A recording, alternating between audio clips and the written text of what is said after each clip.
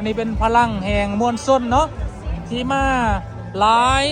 จากทิศสารทิศเนาะได้มาเต่ามาโฮมเป็นเนื้อน้ำบุญอยู่ที่วัดป่าโพธารวันถือว่าปีหนึ่งมีครั้งหนึ่งปีเดียวก็มีครั้งหนึ่งเนาะอันนี้คือความประทับใจความเบิกบานมวลซื่นความอิ่มอกอิ่มใจของชาวพุทธเฮาที่ได้มาห่วมใหม่ห่วมมือห่วมคิดห่วมใจได้มาต่อยอดแถมส่วนพานสร้างบุญสร้างบารมีอยู่ที่วัดป่าโพธารวันของพวกเฮาในมื้อนี้เนาะเขาจะเห็นว่ามวลชนมาย่างครับข้างหน้าเน่นเนาะอันนี้เอิ้นว่าพลังแห่งบุญพลังแห่งกุศลยามใดวัดว่าพุทธศาสนาก็เป็นศูนย์รวมจิตใจของชาวพุทธเฮาเนาะที่มาร่วมใหม่ร่วมมือร่วมจิตร่วมใจเนาะได้มาเต่าโฮมพลังแห่งบุญพลังแห่งกุศลได้มาฮอดจอดถึงแล้วก็ถือว่าเป็นบุญเป็นปรมีเป็นคุณงามความดีได้มาฝากซื้อไว้เป็นบุญฝากนามสกุลไว้เป็นปรมีฝากคุณความดีไว้ในศาสนาบ่ว่าจะเป็นทางพี่น้องชาวลาวชาวไทยชาวพุทธทุกศาสตร์เนาะได้มาร่วมใหม่ร่วมมือร่วมจิตร่วมใจกันโอ้ยอันนี้คือถือว่าเป็นสิ่งที่งดงามเป็นสิ่งที่ประทับใจเนาะที่ชาวพุทธของพวกเฮาบ่ว่าจะมาจากไกลและไกลจากเหนือและจากใต้โอ้ยอันนี้คุณแม่คนสวยเฮาโอ้ยสบายดีเด้อฮัลโหล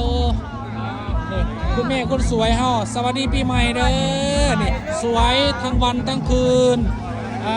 ทั้งนอนทั้งตื่นก็สวยทุกวันคือแม่ผมโอ้ยอายุมันคนยืนสาธุสาธุอันนี้แหละพ่อแม่พี่น้องเอ้ยบุญมือเศร้าคือตักบาตรจังหันบุญกลางวันแต่งเป็นค่อยคำบุญยำคำเข้าวัดฟังธรรมบุญยำเรียงแต่งขันม้วนดอกไม้คำมาเดึกสักใส่ให้กินทำภาวนาอันนี้ก็แมนทั้งคณะ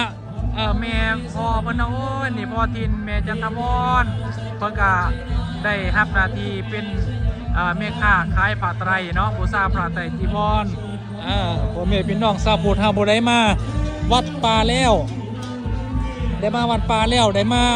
สร้างบุญสร้างกุศลก็เฮ็ดให้ชีวิตจิตใจของเฮาดีขึ้นเรื่อยๆดีขึ้นเรื่อยๆเนาะดีขึ้นเรื่อยๆอันนี้เป็นความภาคภูมิใจเนาะเดี๋ยวเราจะทายให้บรรดาทานได้เบิ่งอีกเนาะอันนี้ก็เป็นนางสังขารฟ้าแฝดเนาะอาจจะเห็นว่าเป็นฟ้าแฝดโอ้ยงามหลายนี่เป็นแม่เพิ่นเนาะนี่แม่ลูกโอ้ยนี่ความอกภูมิใจดีอกดีใจความอิ่มนำความส้มซืนนี่คือมกทายกโคศกเสียงทองมหาอุดมเนาะโอ้ยนี่อันนี้คือการแห่พระเนาะยามใดฮักก็มีพระอยู่ในใจมีพระอยู่ในใจเป็นพระอยู่ในใจของเฮาแล้วเฮาก็สิอยู่ซุ่มกินเย็นเนาะปราศจากทุกโศก